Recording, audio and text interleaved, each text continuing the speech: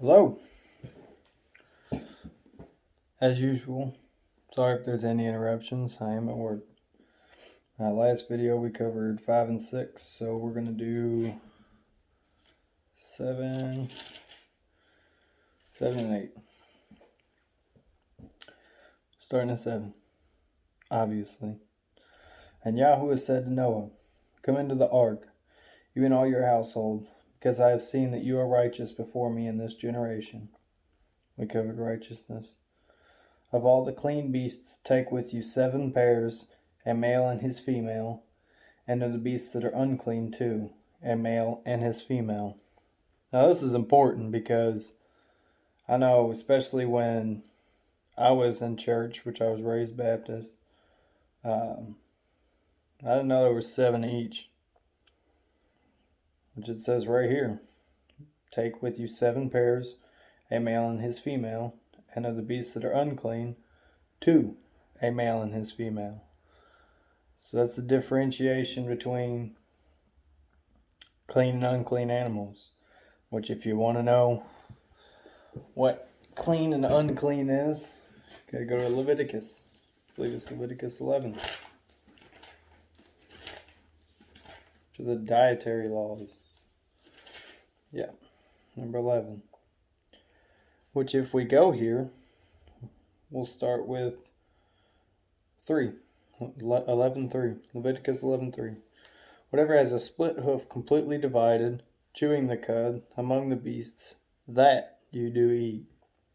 Only these you do not eat among those that chew the cud and those that have a split hoof: a camel, because it chews the cud, but does not have a split hoof, it is unclean to you; and the rabbit, because it chews the cud, but does not have a split hoof, it is unclean to you; and the hare, because it chews the cud, but does not have a split hoof, it is unclean to you; and the pig, though it has a split hoof completely divided, yet does not chew the cud, it is unclean to you. Their flesh you do not eat, and their carcasses you do not touch. They are unclean to you."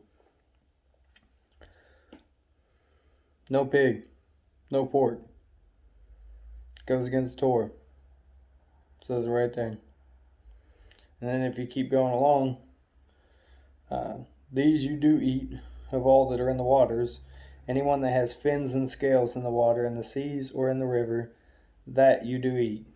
But all that have not fins and scales in the seas and in the river, all that move in waters, or any living being which is in the waters, they are an abomination to you. They are an abomination to you. Of their flesh you do not eat, and their carcasses you abominate. No catfish, which I've eaten my fair share of catfish and I've eaten my fair share of pork. I'm not perfect. I didn't always follow Torah, but I came to Torah, and I try to follow these words exactly the way that it says, the way that I feel He wants us to. I know He wants us to. It says it right here. It wouldn't say it. Back to Genesis 7. "And of the birds of the heavens 7 pairs, male and female, to keep offspring alive on the face of all the earth. For after 7 more days I am sending rain on the earth, 40 days and 40 nights, and shall wipe from the face of the earth all that stand that I created. And Noah did according to all that Yahweh commanded him. Now Noah was 600 years old when the flood waters were on the earth." That is old. That is really old. Which means that he was 600 years old building an ark. That says a lot about us.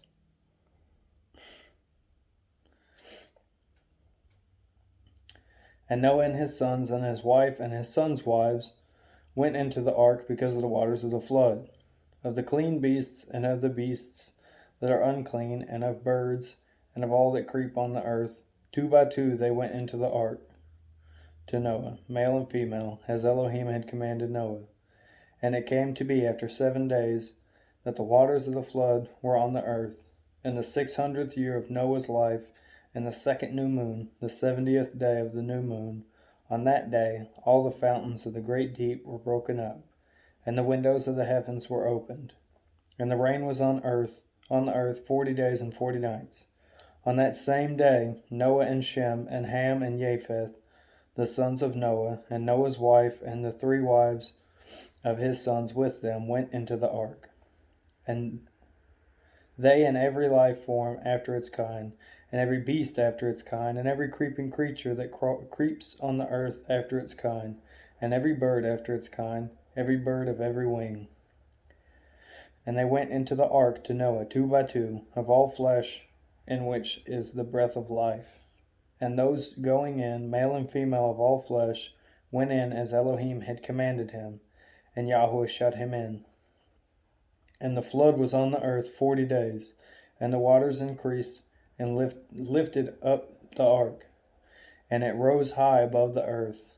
And the waters were mighty and greatly increased on the earth, and the ark moved about on the surface of the waters, and the waters were exceedingly mighty on the earth. And all the high mountains under all the heavens were covered. That's a lot of water. Think of the highest mountain you know, underwater. That is a lot of water. The waters became mighty, 15 cubits upward, and the mountains were covered. A cubit, just for context, which, by the way, I love this book because it has all the information in the back. A cubit is, 17 to 19 inches. Yeah. And 4 cubits is a fathom, which is 6 foot. So, yeah. 1 cubit is 430 to 480 millimeters.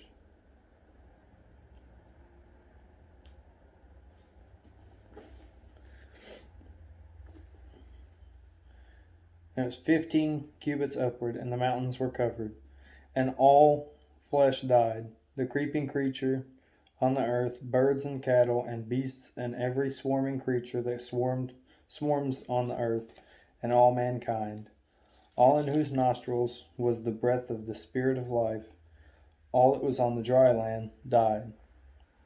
So he wiped off all that stand, which were on the face of the ground, both man and beast, creeping creature, and bird of the heavens, and they were wiped off from the earth, and only Noah was left, and those with him in the ark.